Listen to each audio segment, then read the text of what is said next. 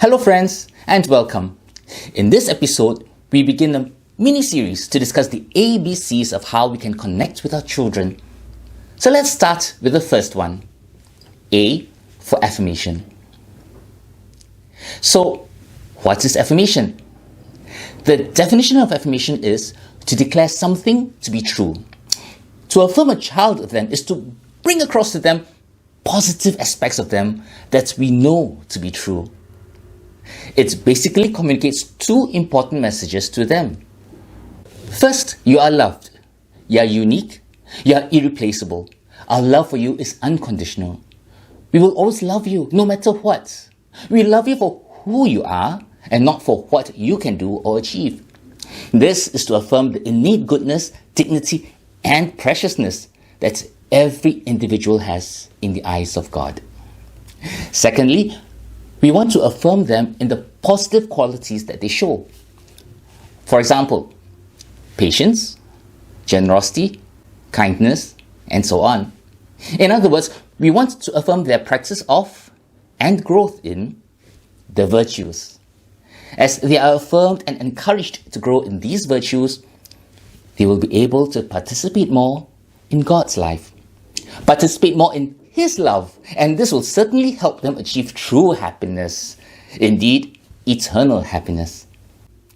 Why do we want to do these? We will remember a fundamental tenet of the Catechism and what was shared in the session on the theology of the body, that we are made in the image and likeness of God, who is love, which means we are made in love, for love, to love. In other words, our children must know that they are loved. It is a fundamental desire that all of us have, to love and be loved. Why is this important? Because if our children do not have this most fundamental need fulfilled, if they do not experience this unconditional love of God through us, they will start looking for it later on in life in other ways. And unfortunately, very often, in all the wrong places and in all the wrong faces.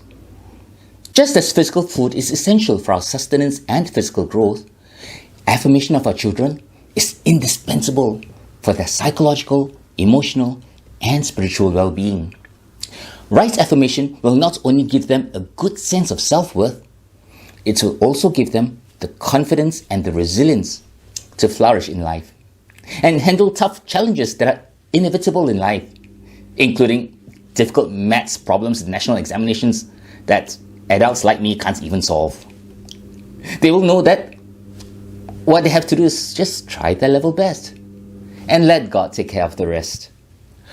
All of us need a healthy dose of self-esteem to take the hits in life. My group of old friends and I joked that in the past, we used to get comments like, "You're good looking."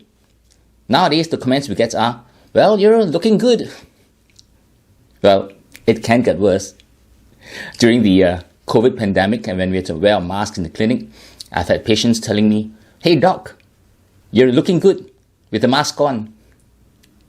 Well, I guess the good thing about the mask is the patients can't see if I'm smiling or I'm snarling.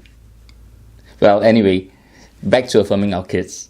When we affirm them of the qualities we see in them, we want to affirm qualities that they can control, so to speak, that can practice.